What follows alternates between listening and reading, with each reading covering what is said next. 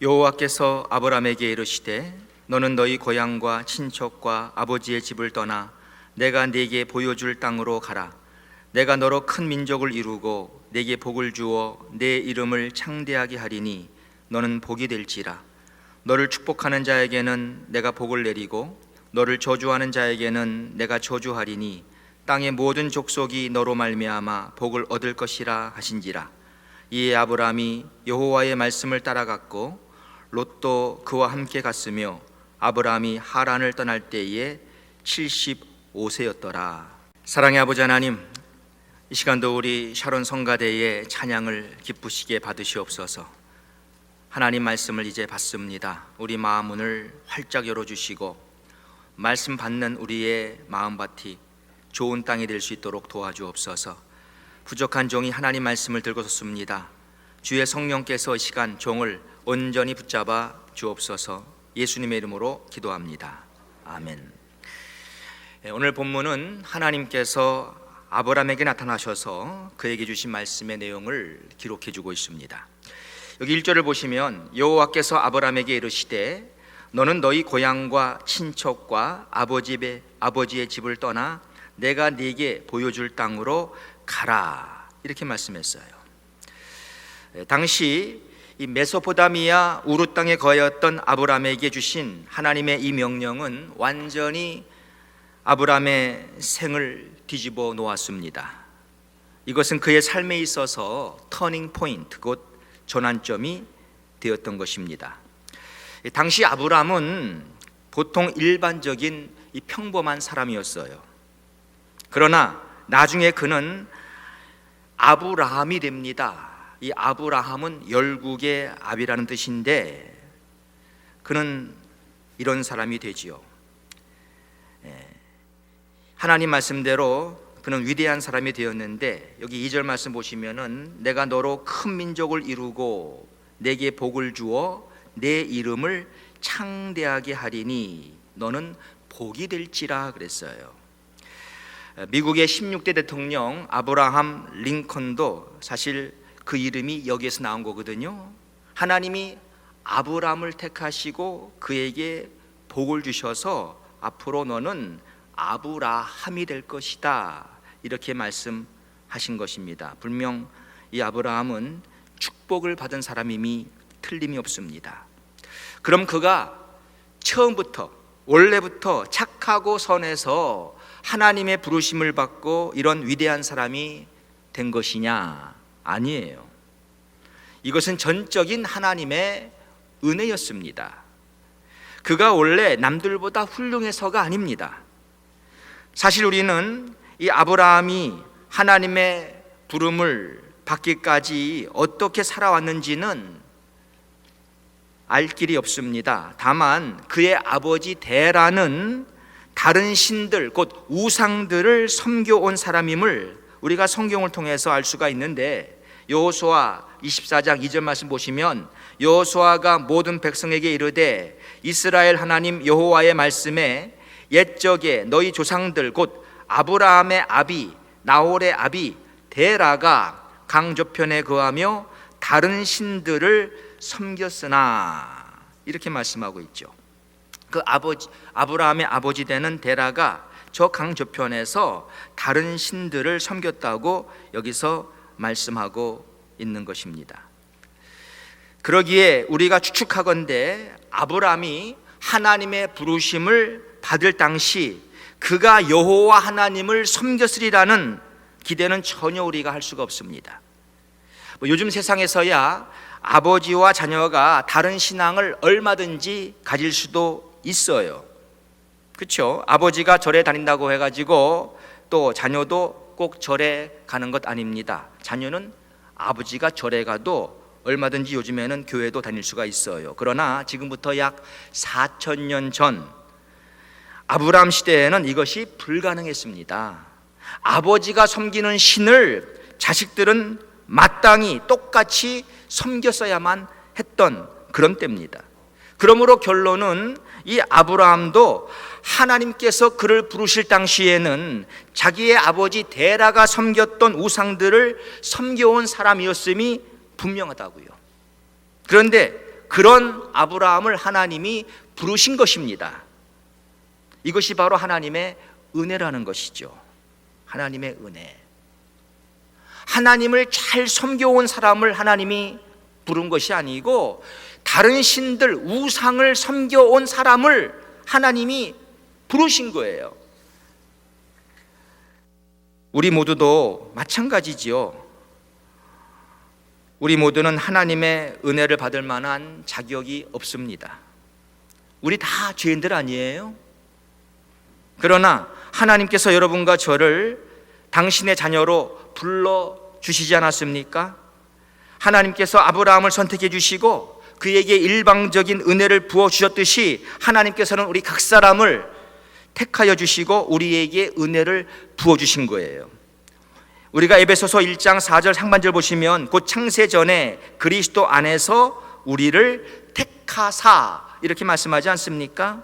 창세 전에 이미 하나님께서 여러분과 저를 하나님의 자녀들로 택하여 주신 겁니다.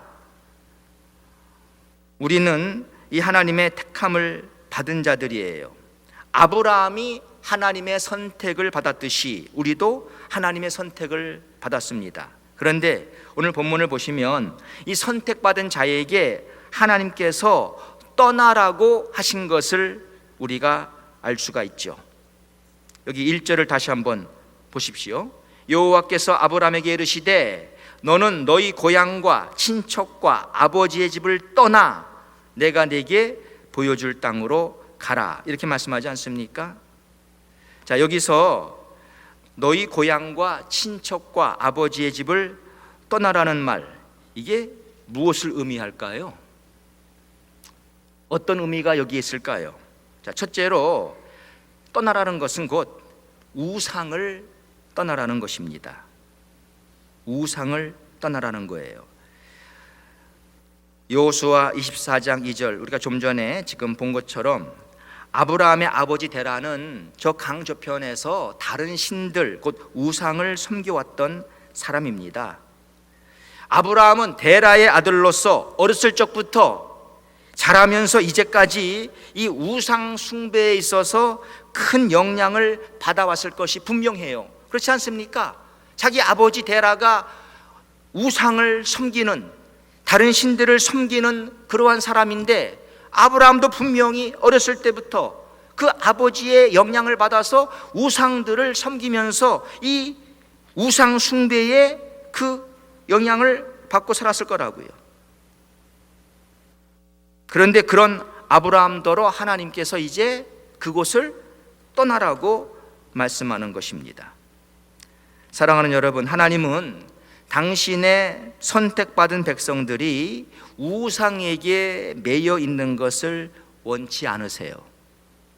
잘 기억하세요. 지금 하나님은 우리에게도 동일하게 말씀하신 줄 믿습니다. 왜? 우리도 선택받은 사람들이거든요. 하나님은 아브라함을 택하시고 아브라함더러 우상을 떠나라고 말하는 거예요. 우상의 영향을 받지 말라고 말씀하시는 거예요. 사랑하는 여러분, 아직도 우상의 영향을 받고 계십니까? 여러분들 우상과 더불어 요즘도 살고 계십니까? 우상을 떠나셔야 합니다. 우리가 이 우상이라고 하니까 아마 어떤 분들은 어떤 만들어진 그 물체, 형체를 생각하시는 분들이 계실지 모르겠어요. 물론 이것들도 다 우상이죠. 그러나 넓은 의미에서의 우상이라는 것은 하나님보다도 내가 더 사랑하는 것, 그게 우상이에요. 세상 어느 것이라도 내가 하나님보다 더 사랑하는 것이 있다면 그건 나에게 있어서 우상입니다. 요즘 K-팝이 전 세계적으로 유명세를 타고 있는데 그 노래하는 사람들을 흔히 뭐라고 하지요? 아이돌 그룹이라고 합니다. 이 아이돌 그룹, 여기에서 그 아이돌, 이것이 바로 우상이지요. 우상이 영어로 아이돌이에요. 요즘 젊은이들은 이 아이돌 그룹에게 완전히 미쳐 있습니다. 저들의 콘서트장을 한번 여러분들 보신 적 있을 거라고요. 직접 가보지 않았어도 TV를 통해서도 이 아이돌 그룹이 하는 그 콘서트의 그 모습을 우리는 봤을 거라고요. 여러분, 거기에 모인 사람들이 얼마나 열광적입니까? 다 미쳐 있잖아요. 자, 바로 그 가수들이 저들의 아이돌이에요. 막 열광하고 박수치고 지금 막 정신 나가 있는 그들 중에는 분명히 교회에 다니는 그리스도인들도 있을 겁니다. 근데 저들이 교회 나와가지고 그런 식으로 찬양을 합니까? 그렇게 열광을 합니까? 그렇게 예배를 사모합니까? 아니거든요. 아이돌 그룹 티켓을 사놓고서는 그 날짜를 그렇게 기다리고 있고 거기에 가가지고 그렇게 정신 나가면서 막 날뛰고 그렇잖아요. 분명 그 그룹을 더 하나님보다 사랑하는 거예요. 그 아이돌이에요. 저들의 아이돌. 하나님보다 더 내가 사랑하는 거, 이것이 바로 우리의 우상입니다. 이것을 속히 떠나라고 하나님은 택함 받은 사람들에게 오늘도 명령하고 계시는 거예요. 사랑하는 성도 여러분, 여러분들 우상에서 떠나셨습니까? 나의 삶 속에 하나님보다 내가 더 사랑하는 것이 지금도 있습니까? 그것이 무엇입니까? 그게 돈이에요? 스포츠예요? 무슨 취미 생활입니까? 뭡니까? 하나님보다도 내가 더 사랑하고 있는 거, 이게 우상인데 우린 이것을 속히 떠나야 합니다. 여러분들 우상에게서 빨리 헤쳐나오세요.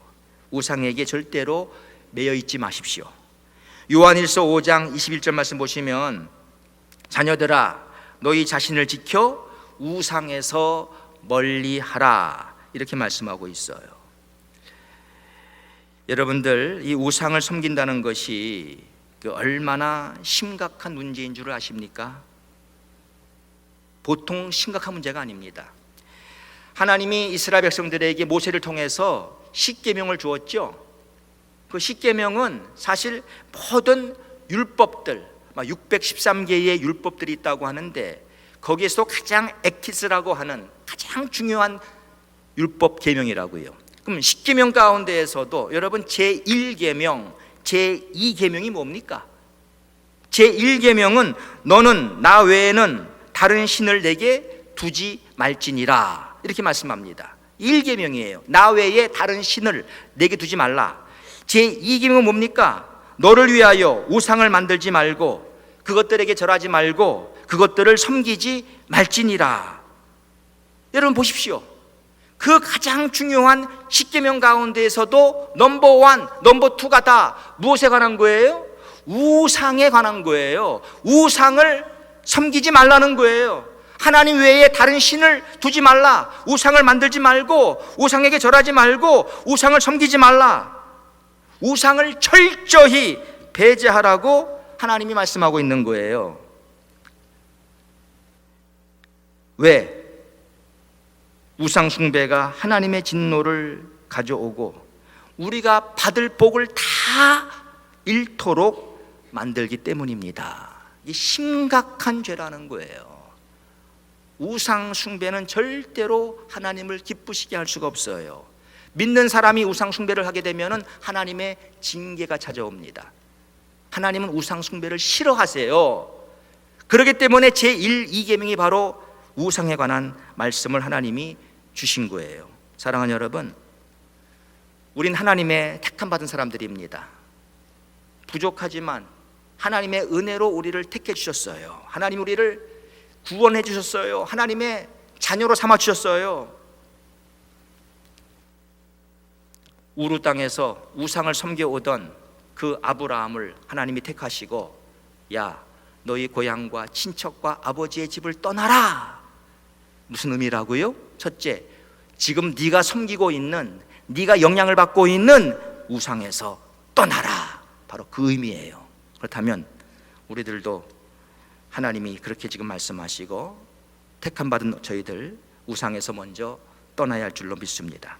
자, 고향과 친척과 아버지의 집을 떠나라는 말은 또 무엇을 의미할까요? 둘째, 육정을 떠나라는 말입니다. 육정.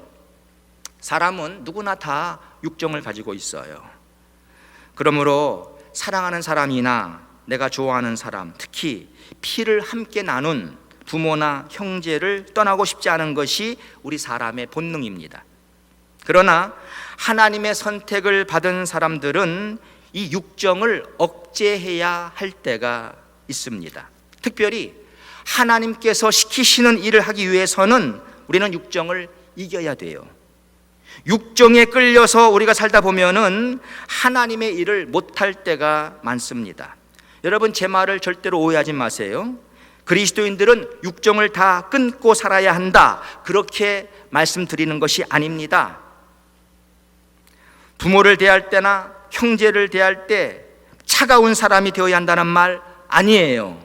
우리는 평상시 따뜻한 사람이 되어야 합니다. 그러나 특별한 때, 주의 일을 위해서는 육정을 뿌리쳐야 할 때가 있다는 거예요. 사람이 육정을 뿌리치지 못하면 큰 일을 못합니다. 우리 선교사님들이 공통적으로 가지고 있는 문제는 바로 자녀 문제입니다. 자녀 문제.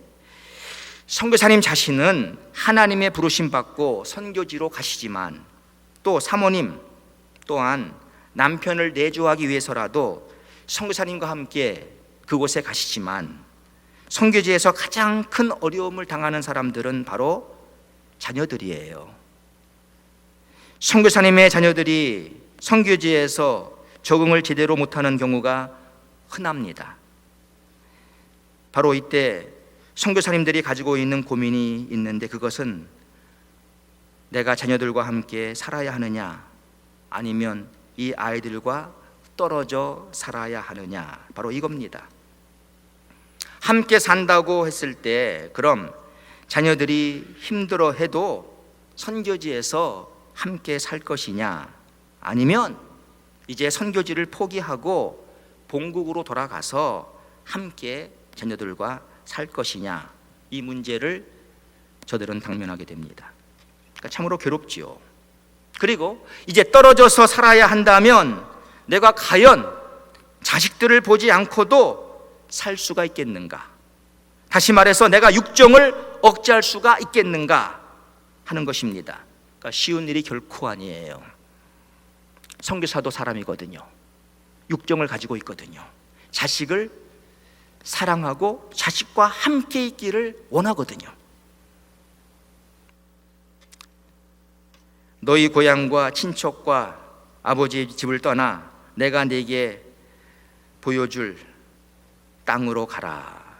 자, 하나님은 아브라함에게 사명을 주시기 위해서 아브라함더러 정든 부모와 친척을 떠나라고 말씀하셨던 것입니다. 맞습니다. 우리가 하나님이 주시는 사명을 위해서라면 육정을 끊어야 할 때도 있습니다. 마태복음 1장 10장 37절 말씀 보시면은 아비나 어미를 나보다 더 사랑하는 자는 내게 합당치 아니하고 아들이나 딸을 나보다 더 사랑하는 자도 내게 합당치 아니하고, 자, 이렇게 말씀하고 있는데, 성도 여러분, 우리의 배우자도 중요하고 우리의 자녀도, 우리의 부모님들도 다 중요합니다. 하지만 기억하세요. 주의 일을 위해서라면 내가 이들에게 절대 매여서는 안 됩니다. 이들을 사랑하지 말라는 말이 아니에요. 사랑해야죠. 사랑하되 우리의 삶의 우선권을 우리는 제대로 알고 살아야 한다는 거예요. 내 남편 때문에 내가 신앙생활을 제대로 할 수가 없다면, 혹은 내 아내 때문에, 혹은 내 자녀 때문에, 혹은 내 부모, 형제 때문에 내가 신앙생활을 바로 하지 못한다면 이것은 문제입니다. 여러분, 이 시간 자신들을 한번 돌아보세요. 혹시나 내 가족 때문에 내 신앙생활에 지장을 받고 있진 않은지 한번 생각해 보시라고요. 저는 사람들 가운데 독신 때는 신앙생활을 열심히 잘하다가 결혼하고 나서는 교회 출석도 제대로 하지 않고 교회 봉사도 다 그만두는 것을 볼 때에 참으로 안타까운 마음이 그지없습니다. 너무나 안타까워요. 또 아기를 낳기 전까지는 신앙생활을 제대로 잘했는데 아기 낳고 나서는 이제 완전히 아이한테 매여가지고 제대로 신앙생활을 하지 않는 모습 볼 때에도 참으로 안타까운 마음이 들어요. 여러분, 하나님은 선택받은 백성들에게 육정도 억제해야 한다고 말씀합니다. 하나님이 지금 아브라함에게 말씀하는 거예요. 너는 너희 고향과 친척과 아버지의 집을 떠나 그랬습니다. 이게 여러분 쉬웠을까요? 아브라함 시대는요, 요즘처럼 무슨 이민 시대가 아닙니다. 네? 한 곳에 태어나면은 그땐 대가족 제도예요. 내 부모들, 형제들, 친척들 다 함께 모여 삽니다. 그 당시는 뭐 여기서 내가 떠나서 다른 데로 이사를 가든가 이민 가든가 그런 일이 거의 없었습니다. 그런데 아니 아브라함더러 자기 부모를 떠나라는 거예요. 형제들을 떠나라는 거예요. 이게 쉬운 일이었겠어요, 여러분? 하나님이 명령하시는 그 일을 위해서 떠나라는 거예요. 육정을 떠나라는 겁니다. 이게 우리에게도 중요해요. 네, 우리 다 형제 사랑하지요. 자식들 사랑하지요. 손주들 사랑하지요. 부모 사랑하지요. 네, 사랑하는 거 당연해요. 우리 다 육정을 가지고 있는 사람들이고 하나님이 그렇게 만드셨어요.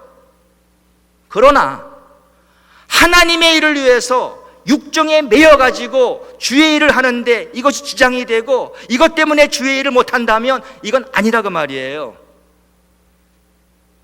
육정도 억제해야 돼요, 여러분.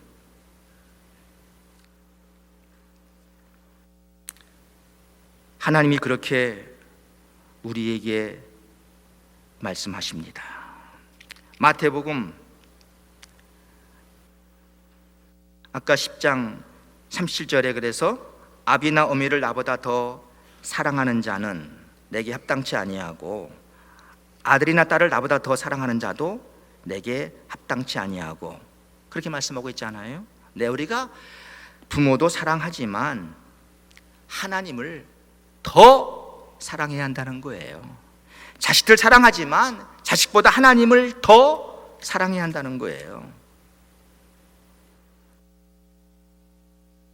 고린도전서 7장 33절과 34절 보시면 이런 말씀이 있습니다. 장가간 자는 세상 일을 염려하여 어찌하여야 아내를 기쁘게 할꼬 하여 마음이 나누이며 시집가지 않은 자와 처녀는 주의 일을 염려하여 몸과 영을 다 거룩하게 하려 하되 시집간 자는 세상 일을 염려하여 어찌하여야 남편을 기쁘게 할꼬 하느니라.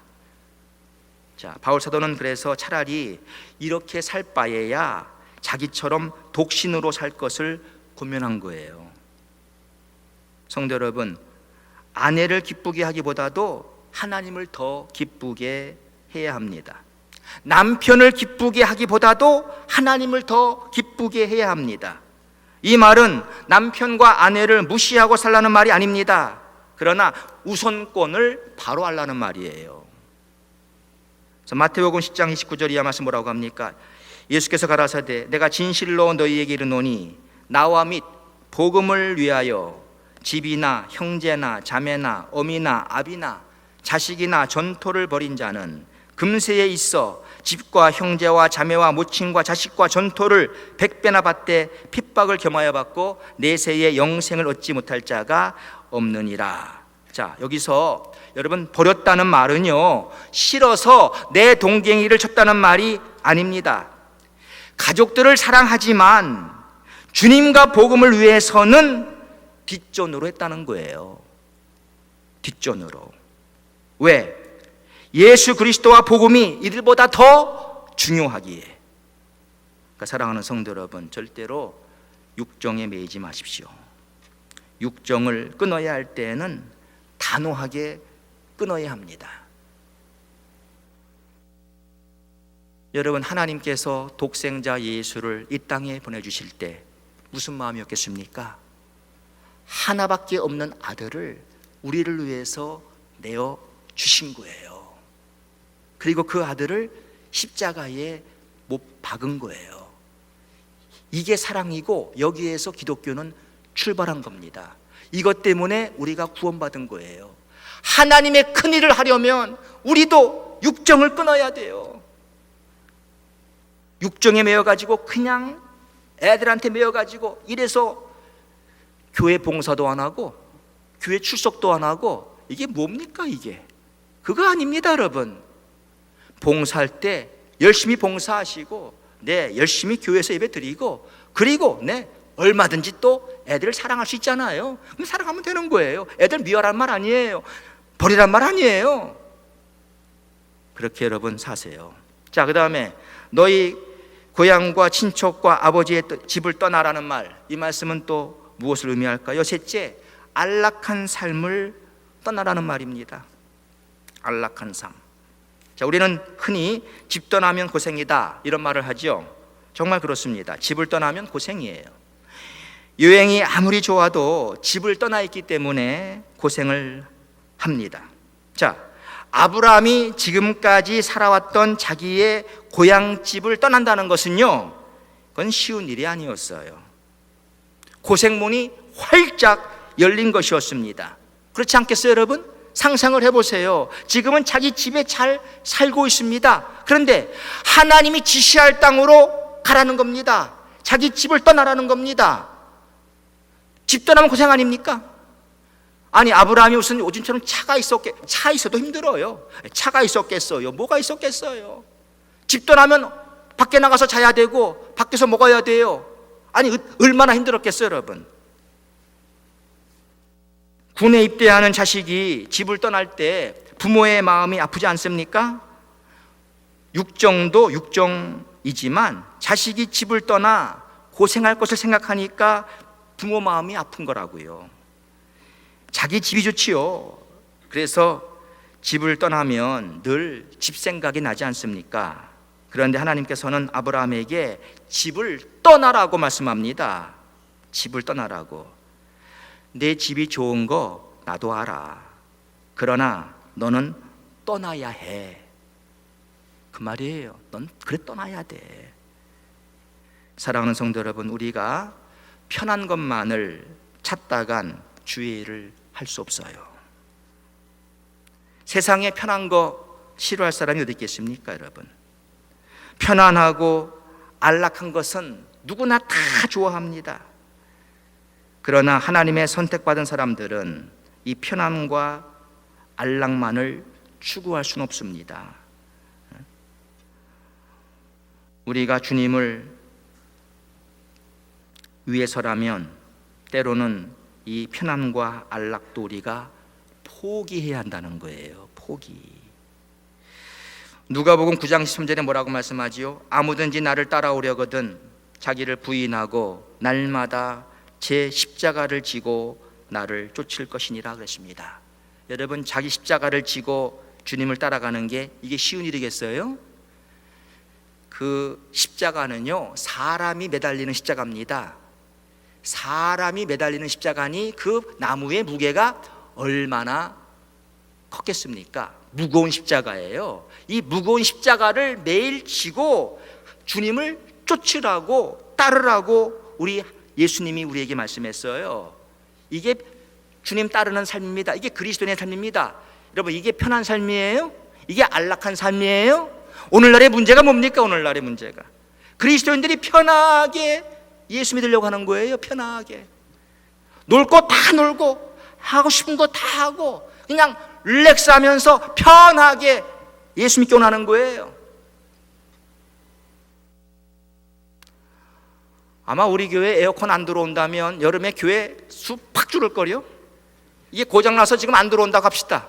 밖에 날씨가 90도 100도 돼요. 여기 올 사람 별로 없을 거요. 다른 교회 갈 거요. 우리 교회 교인들도 더우니까 그냥 편하게 믿으려는 게 오늘날 우리 마음 아니에요. 다 고생을 싫어하는 것이죠. 하나님은요, 선택받은 자들에게 집을 떠나래요. 집을 떠나래요. 아브라함대로 너희 집을 떠나래요. 고생문이 활짝 열린 거예요. 주님이 그래서 우리에게 십자가 지고 당신을 쫓으라고 말씀하는 거예요. 사랑하는 여러분, 편한 것도 좋고 안락도 좋지만 우리가 주님 때문에 이것도 포기해야 하는 것입니다. 한국의 윤리실천운동가 그리고 서울대 교수인 손봉호 교수라고 계십니다. 여러분들도 아시는 분 계실 거예요. 이 손봉호 교수님이 이런 말씀을 하신 적이 있어요. 당신은 에너지 전략을 위해서 자기 오피스에는 에어컨을 두지 않는데요, 선풍기를 사용한다고 그랬습니다. 그 더운 그 찌든 여름에도 에어컨이 없대요. 자기 방에는 선풍기 튼대요. 그리고 그 자동차 가스를 세이브하기 위해서 자기는 걸어서 자기 집에 간다고 그렇게 말을 한 적이 있어요. 자, 여러분, 에너지 전략을 위해서라도 이렇게 산다면 주님을 위해서 우리는 어떤 마음의 태도로 살아야 할까요? 아니, 손봉호 교수님은 그 에너지 세이브하기 위해서 이렇게 사는데 우리는 주님을 위해서 어떤 각오를 가지고 어떤 마음으로 살아야겠냐 그 말이에요. 여러분, 예수님도 하늘나라에서의 그 모든 안락을 다 버리고, 하늘나라가 얼마나 황홀하고 거기는 일을 하는 곳이 아닙니다. 아시잖아요, 여러분. 정말 안식하는 곳이에요. 그런 하늘나라에서의 그 모든 편함과 안락을 버리고 그분이 이 형편없는 바로 이 지구에 오시지 않았습니까? 안락을 포기한 거예요. 우리는 그리스도인이에요. 이 예수님을 따라가는 사람이라고요. 우리도 이런 마음의 각오를 가지고 이런 태도로 살아야 한다는 거예요. 그런데 그리스도인이 안락밖에 몰라, 편한 것밖에 몰라, 조금 더 고생하기를 원치 않는 거예요. 그게 문제라니까요, 그게. 그러니까 우리는 이 편함과 안락을 삶의 목표로 삼고 살아서는 안 됩니다. 왜 우리가 열심을 다하지 않지요? 왜 우리에게 열정이 없지요? 왜 그런지 아세요? 너무 편해서 그래요. 너무 편해서. 너무 편해서. 너무 편하니까 이런 열정이 다 사라진 거예요. 고생을 안 하니까. 그러니까 과거에 우리나라도 고생할 때, 없었을 때, 그때 더 주님을, 하나님을 잘 섬겼어요. 지금은 나라가 부강해지고 잘 사니까 점점 매년 크리스찬들이 줄잖아요. 지금 한국에는 주일학교가 없어진 교회들이 많다고 합니다. 왜? 애들이 교회 안 온다는 거예요. 애들이 교회를 안 와. 애들이 교회 안 오니까 주일학교 없어져 버리는 거예요. 한국이 앞으로 20년 후면은요, 유럽과 똑같아집니다, 이제. 왜? 다들 자기 차가 있거든. 주말에 놀러 가느라고요, 다들 애들을 교회 데리고 부모들이 안 가요. 교회를 안 가요. 그러니 애들이 교회를 안 다니니까 신앙이 들어가겠어요, 어렸을 때부터? 그러니까 대학생들 가운데 3%만이 교회 다닌다 그러잖아요. 3%. 그럼 그런 대학생들이 앞으로 10년, 20년이면 나라를 짊어갈 사람들인데 우리나라 교회 어떻게 되겠어요? 점점 줍니다, 이제 교회. 지금 교회 5만 개, 6만 개, 앞으로 20년 가면 한 3만 개 줄 거려. 지금 미국이 그런 현상이고 유럽은 이미 벌써 과거에 왔고 한국도 그렇게 돼가는 거예요. 왜 그래요? 편해서 그래요. 편해서. 우리는 편한 걸 추구하면 안 돼요. 물론 일부러 편하게 살지 말라는 말은 아닙니다. 그러나 삶에 우리 각오와 태도가 중요하다는 거예요. 편한 거는 그렇게 그냥 안 할, 고생은 싫어하고 그냥 편함만, 안락만 추구하니까 이게 문제가 아니겠습니까? 자, 오늘 주시는 말씀을 잘 기억하세요. 우리는 선택받은 사람들입니다. 하나님이 이 택함 받은 사람들에게 세 가지를 말씀하는 거예요. 떠나라고 하면서 뭘 떠나요? 우상을 떠나라고 합니다. 육정을 떠나라고 합니다. 안락한 삶을 떠나라고 합니다. 그럼 각자가 생각해 보세요. 나는 지금 무엇을 아직도 못 떠나고 있습니까? 아직도 무엇을 못 떠나고 있습니까? 우리가 만일 선택받지 못한 사람이라면 하나님 우리한테 이렇게 말씀하지 않을 거라고요. 선택받지 않은 사람에게 하나님이 떠나라고 안 해요. 아브라함은 선택받았으니까 떠나라고 명령한 거예요. 아브라함이 다른 형제가 있었어요. 다른 형제에게는 떠나라고 말 안 했어요. 선택받지 않은 사람은 하나님이 그냥 내버려 두세요. 우상을 섬기든 육종에 매여 살든 편안하게 살든 하나님 상관 안 해요. 그러나 선택받은 사람은 떠나라고 하는 거예요. 여러분과 저는 선택받은 사람들 아닙니까? 우리는 구원받은 사람들이에요. 우리의 집은 저 하늘나라예요. 하늘나라의 시민권 갖고 있는 사람들이에요. 그러면 기억하세요. 선택받은 사람은 다른 거예요. 떠나라고 합니다. 우상 떠나야 돼요. 육정 떠나야 돼요. 안락한 삶 떠나야 돼요. 내가 무엇을 못 떠나고 있는지 오늘 자신 돌아보면서 떠나시게 되기 바랍니다. 여러분, 떠나는 게 절대 쉽지 않습니다. 아브라함이 쉬웠겠어요? 결단 내리고 떠났어요. 우리도 결단해야 돼요. 떠나는 게 쉽지 않지만 결단을 내리고 떠나면 하나님이 그 사람을 어떻게 해요? 책임지십니다. 하나님이 아브라함을 책임졌어요. 결국 그 아브라함을 아브라함으로 위대하게 만들었어요. 우리의 미래를 위해서, 장래를 위해서도 하나님 우리에게 이렇게 말씀하시는 것이고, 이렇게 사는 사람 하나님이 책임지시고 그 사람을 축복하시고 이렇게 복을 주실 줄로 믿습니다. 기도합시다. 아버지 하나님, 주님의 은혜를 감사합니다. 우리 다 죄인들이었지만, 형편없는 사람들이었지만, 우상을 섬겨온 사람들이었지만, 하나님이 우리도 자녀로 택하여 주셔서 이렇게 구원받지 않았습니까? 오늘 우리에게 떠나라고 말씀하는 그 의미를 깨닫고 우리도 우상을 떠나고 육정을 떠나고 안락한 삶을 떠나고 주를 위해 우리의 남은 생을 살 수 있도록 도와주옵소서. 예수님의 이름으로 기도합니다. 아멘.